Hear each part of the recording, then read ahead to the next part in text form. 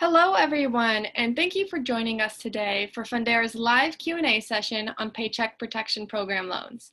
I'm Shannon Smith, part of Fundera's webinar team, and I'm hosting today's webinar alongside Fundera's PPP loan forgiveness expert and Senior Director of Finance, Justin Ridgely.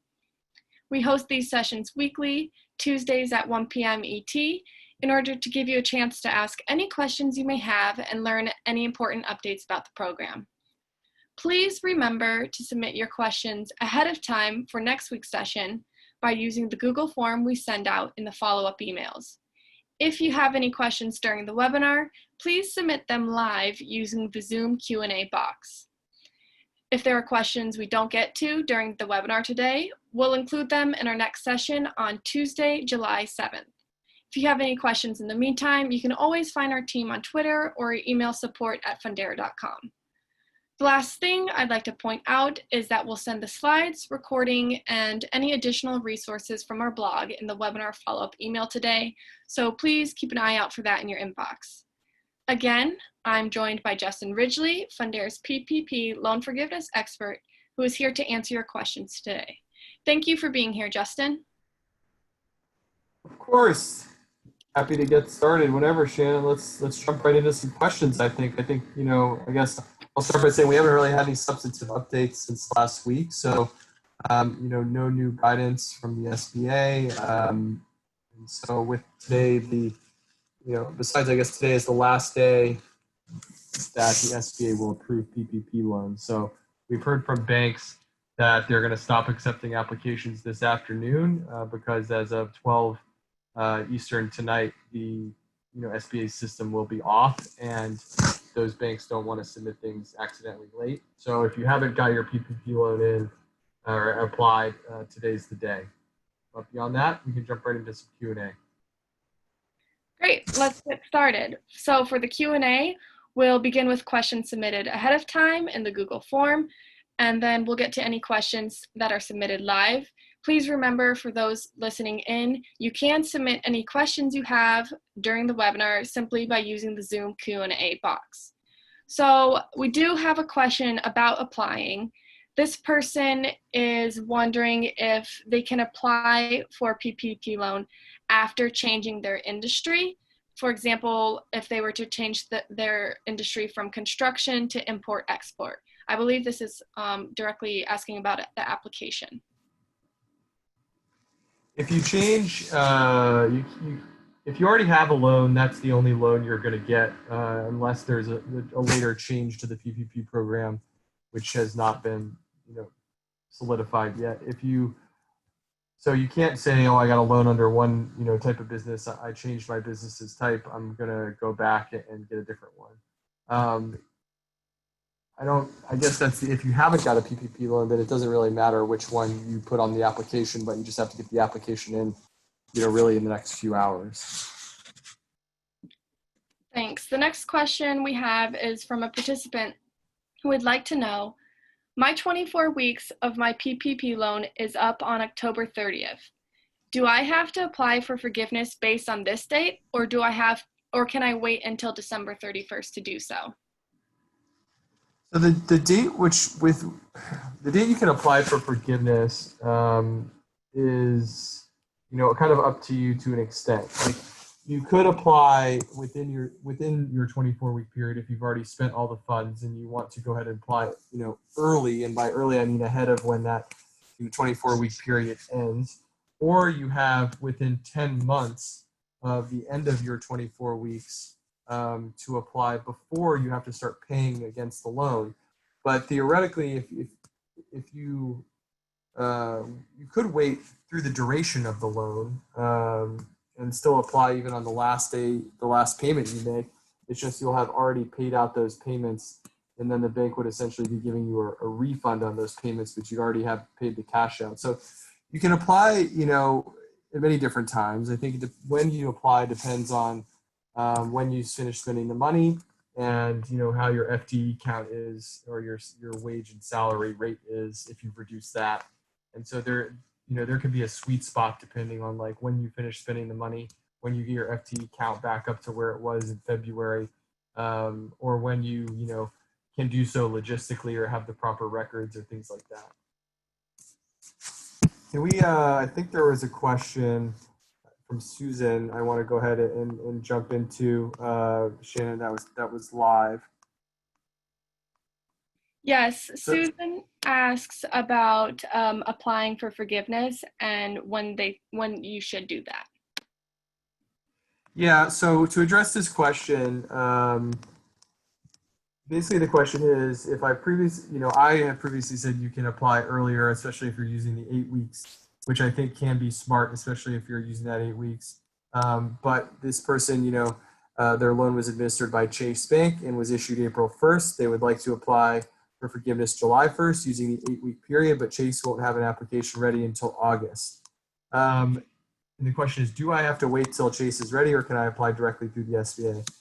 So the answer is you have to apply through the lender. The SBA does not take applications directly from business owners, unfortunately. So you are, in every case here, tied to the timeline of your bank. And I have heard from other banks that they're not going to have their online experience ready till late July or August. I guess in this case, that's the latest I'd heard. So there is this kind of waiting period you're going to have to go through, unfortunately. The thing is that you won't really be penalized for that. If you've got all your ducks in a row and you've got all your documentation, you don't have to start paying anything on the loan until much later. Like I said, 10 months after the end of your covered period, which could be, from that potential 24-week period. So if you're ready on July 1st, you can't apply until August. Basically, just you could get your backup documentation ready and then apply later. And how that will work, is if you're using that 8-week period, the application is going to look at that 8-week period. It's not going to look at what happens between the end of the 8 weeks and when you apply. So it's not like if you had 10 employees and you reduced to 9 and you got back up to 10 on June 30th and you want to use the 8 weeks, that if you apply in August, you're going to be penalized for maybe having 8 employees. All that matters for all the calculations and the FTE kind of headcount potential reduction penalty is during the covered period. And if you've chosen 8 weeks, that's what matters, whether you apply in July or August. Great. This next question is from someone who says they've maintained all their FTEs at the beginning of the loan, but once they ran out of funds, they let them go. Their question is, do we have to average FTEs through the entire 24-week period, which would lower our FTE average, or do we just need to maintain the equivalent FTE at some point during the covered period? The answer is yes to both. So if you are, during the covered period, it is calculated on an average basis, meaning that if you had a higher number at the beginning of the period and you had a lower number later, that will average out and you will end up having less than 100% that you started with if you've reduced your headcount at any time during the period. The reason why the second part is also true is that, if you restore the level to where it was before February 15th, by the end of your covered period or the end of when you apply, then this is like a get out of jail free card. So what this would mean is, if I've gone down in employees and my average goes below my initial number, but then I get back to that same number by the end of my covered period, then that is okay and you won't be penalized for that. You even have extra time to get back if, say, your 24 weeks ends October 1st, you get back up to your almost to the level of headcount, but then you don't quite get there. But then over the next 2 months, say in November, you get back up to that same level, then that will still count as long as you've gotten to that level by 12/31. The 12/31 is kind of like the ending date for re-raising those levels, but you can also cut that period off sooner if you apply for forgiveness sooner. Great. And we do have a question about the forgiveness application. This participant would like to know about whether the new forms are available. Yeah, the new forms are available, but these are issued mainly, like, if you think about this, since you have to go through your lender, these forms are more for reference to help you be prepared than they are in the sense that you can actually fill these out and submit these to the SBA directly. you're going to have to go through whatever process your bank has established, which they may, a lot of times probably if you're using a smaller bank or a local community or regional bank, they might have you do that. But all the big ones, from what I understand, there's going to be some sort of, online forgiveness application process where they'll take this application and they'll essentially, convert it to like an online experience. I am going to put the application itself in the chat just to, give people that so they have it. But again, this is really going to rely on your bank.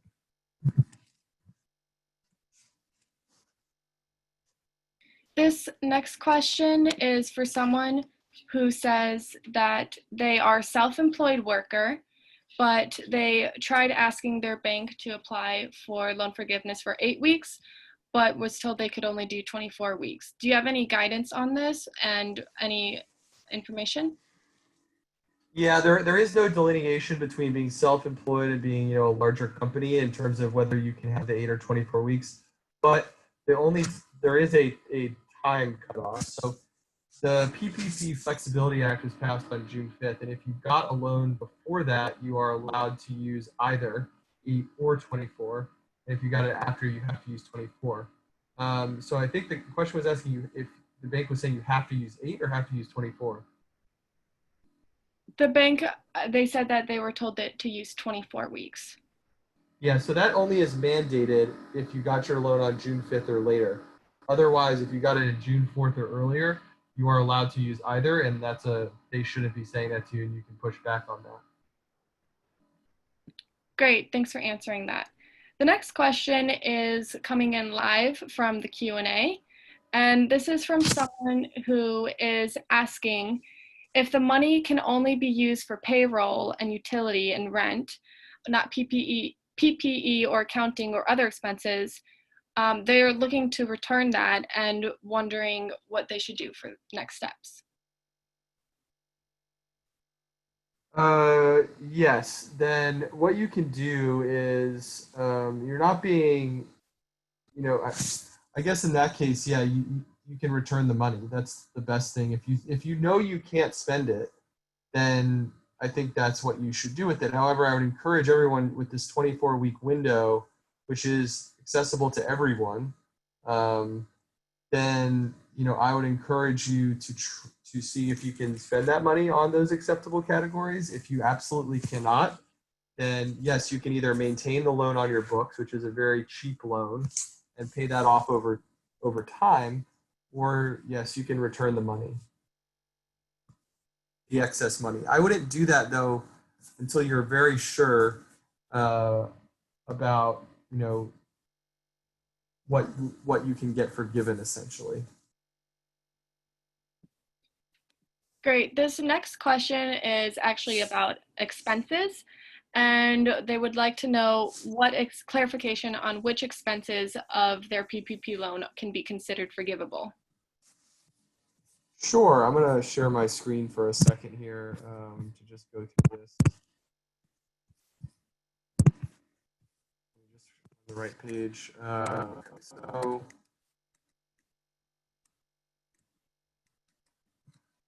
for the scrolling. Okay, so the main cost, or the main, I can't even find the right one.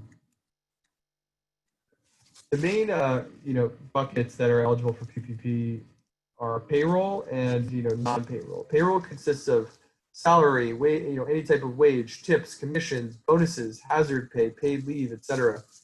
And it is capped at the equivalent of 100,000 pro rata per employee, and a bit lower for self-employed individuals. So payroll, gross payroll, essentially is the main part. You have to spend at least 60% of your loan on this to be eligible for full forgiveness. Payroll also includes items like employer contributions to healthcare plans, employer contributions to retirement plans, and miscellaneous state and local taxes paid by the employer, meaning if your LLC pays state unemployment tax to Colorado.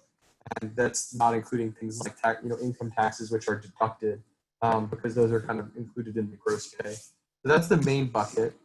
The other things that are included are essentially mortgage interest or, any mortgage on a real or personal property. Rent, you can't prepay rent, but again, your monthly rent payments are eligible. Utilities, which covers electricity, gas, water, transportation, telephone, or internet. And those are the main categories which then you can add up and get forgiven. We do have a question from a participant who asked, some of my bills are due outside of the 24-week covered period. Are these expenses forgivable? So the answer is yes. The way this works is like here, the example that the SEA is given is, if I'm a business that, my rent is due monthly. So I have June rent and my covered period ends June 30th, but I never pay my rent, during the month. I usually pay it on, say, the 5th of the next month. They basically said that you can, if you incur these costs during your covered period but don't actually pay them until just after, that is eligible. And I am actually, I'll put my screen back up real quick for this. So the way this works essentially, so you can do that. You just have to pay, like they have to be due on the next billing cycle, meaning like I can pay my current rent bill that fell either wholly or partially within my covered period, but I can't pay another bill that falls completely outside the covered period. And you do have to pay it on the next date that it's due. You can't say, I incurred this expense, but I'm actually not going to pay it for something like 2 months. You have to kind of pay it immediately after, or else that will be considered fraudulent. And this is the goal of this is to make it so it's like a normal time cycle. It should be less concerning with the 24 weeks than it was in the 8 weeks when there was a lot more concern, about fitting in expenses in a given period. Great. This next question is from someone who has just submitted it live. They're asking about whether or not they can use the Easy Forgiveness application. They say that they did not reduce anyone's pay more than 25%. They did not reduce headcount, but they did have a lower headcount due to resignations and one who went on disability that was non-COVID related reasons. Yes, the answer is yes. They should be able to do that. You might have to. It might be. Well, I guess the real answer to this is, again, I've talked to a number of banks about what they're doing with this, and what I heard was kind of disappointing that there is going to be no, like, for at least for a number of banks that I've talked to, there is going to be no like option to select easy or regular. It's kind of going to be like you supply your information, they do the calculations on the back end, and then you get the same answer that they then will fill out the form for you and send it to the SBA. You don't fill out the easy form yourself. So theoretically, yes, this person could use that, but again, you're not likely to see, except for probably smaller banks who aren't building out, a whole online experience around this, to see the difference, like, to see these choices presented to you of which one to use. I do think it's helpful to know that if that's the case, then, there is there should be an easier application process, and the process will end up being easier. But specifically in this case, it actually might not be, because despite that you didn't purposely reduce them, you still have to prove that you didn't purposely reduce your headcount. So it's not a very clear answer, but again, I just want to reiterate the point that I wouldn't expect to like see these forms copied directly onto a bank's website when they have you apply. And I do think most of this is going to be done digitally through like custom experiences, similar to how many people applied, outside of if, again, you're going to your actual local bank branch or doing something in a smaller scale bank where they, don't have the technology team to build that out. They might just default to these applications, as is instead. Next up, we have a question that is submitted live. This person says that they have applied for and received 100% PPP, if they were to apply and receive 100% PPP loan forgiveness, but their business subsequently fails due to COVID, such as possible bankruptcy. Will they be penalized? I've not seen clear guidance on what happens if you go bankrupt during the covered period. I imagine the way it would work is whatever you spent that's forgivable, you can get forgiven, and the rest I think probably would be discharged in bankruptcy. If you go bankrupt after you get the loan forgiven, then I don't think it would essentially then it would just become a grant, and it would be as if you just received that grant from the government. And then if you later went bankrupt, I don't think those two would interact at all. To be honest, I'm not completely sure on this, and I don't want to tell people the wrong thing, but I have heard this question once before. I just don't know the answer to it. I haven't been able to find any good answer when I've looked at the SBA's documentation.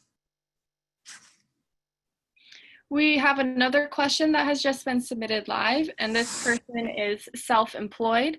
They have a question about what sort of documentation they need to show when applying for loan forgiveness. They're wondering if they have to show weekly payments to the owner, say over a weekly period, to use the loan amount, or if they could just supply their 2019 Schedule C for line 31.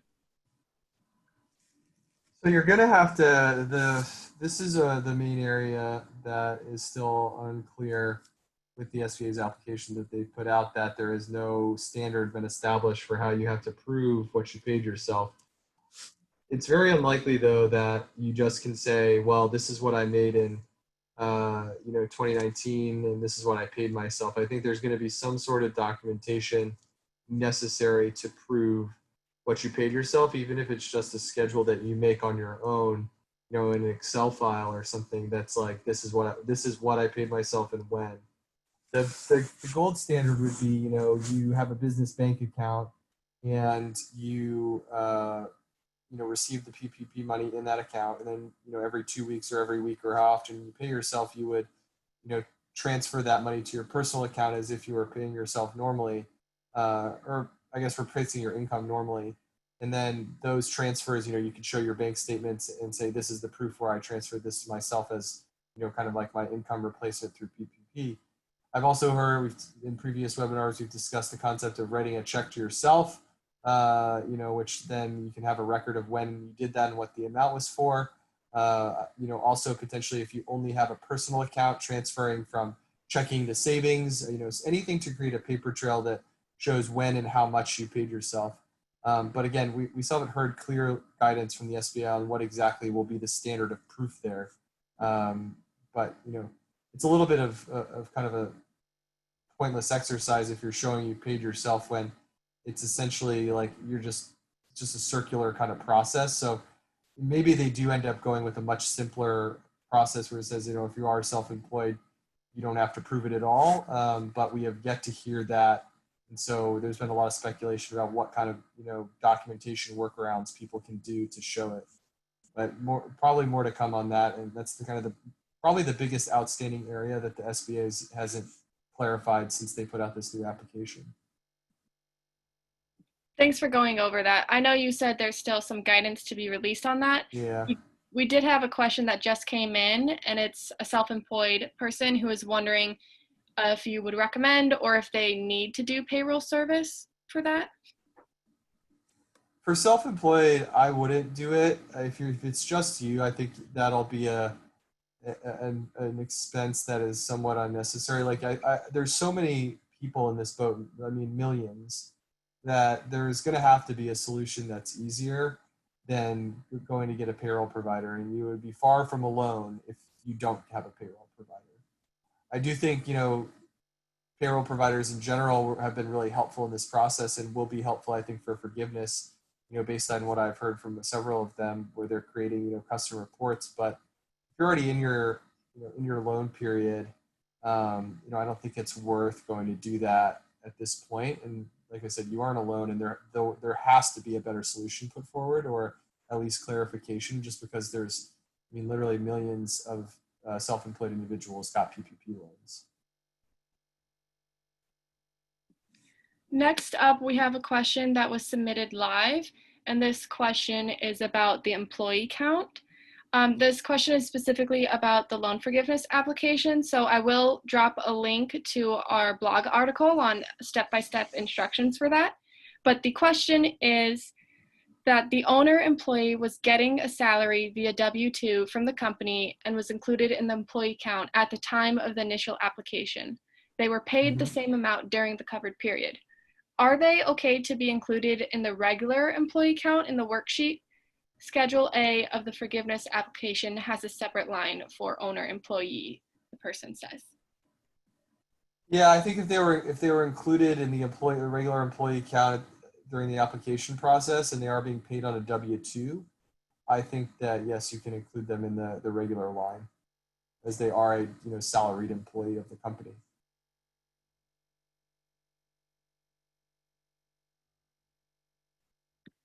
This next question is about EIDL.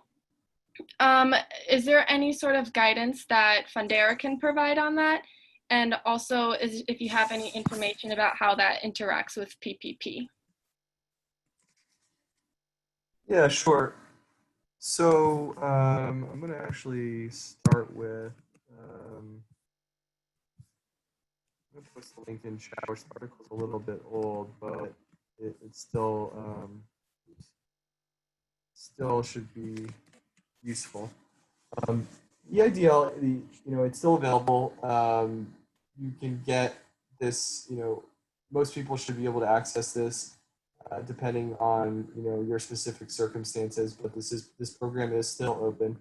The interplay with PPP is that, typically the grant that you received, when you apply for one of these loans, you get an immediate grant, which is usually for a smaller amount than your eventual loan. When that gets approved, that's a bit separate, but the grant itself can get refinanced through PPP, meaning like if I got a $10,000 grant, my PPP loans for $90,000, and I get that whole thing forgiven, that 10 goes into that 90. So essentially you only really get $80,000 forgiven because it's kind of a net effect. It's actually kind of punitive where you think you're getting more than you are. So there's people lobbying to get that changed where they're saying, the EIDL shouldn't take away from your PPP forgiveness. But right now, just to share my screen again, I have a quick section on this. Let me just find it.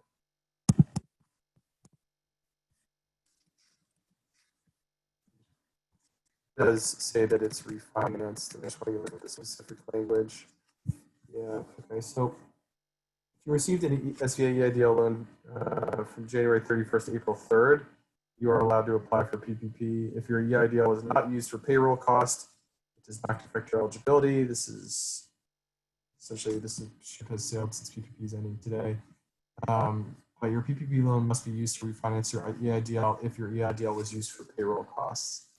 So what this kind of means is that if you use your EIDL to pay payroll, then that was the goal of what PPP is being used for. So I would use your EIDL for other costs that aren't eligible for PPP forgiveness. Great. We do have time for one final question, and this question was submitted in the chat. It's specifically about what type of documentation they need when applying to Bluevine. I think that we can provide some contact info for this person, but Justin, if there's anything you wanted to add to that or any sort of guidance you could provide for them. Hold on, let me just pull up the chat.